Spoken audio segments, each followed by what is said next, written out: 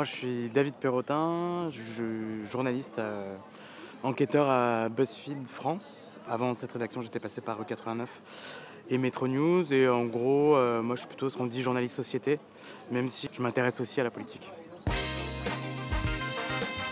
BuzzFeed, il y a vraiment une partie divertissement, une partie info, avec, un prisme, vraiment réseaux sociaux, et de l'investigation qui est comparable à celle de publier sur Mediapart ou sur, Le Monde ou d'autres publications.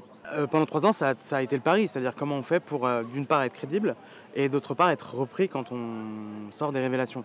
Le pari a été clairement gagné, parce que, ça a été dur, mais on a vu qu'on avait aussi, le respect de confrères et de consoeurs et ça c'est important dans ce métier de tirer une certaine crédibilité, grâce aux reprises, des autres médias.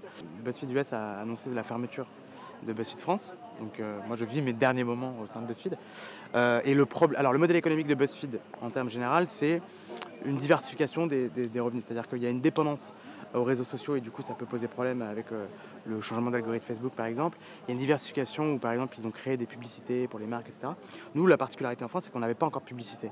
Donc en fait on était très libre pendant 3 ans parce on n'en tirait pas de revenus.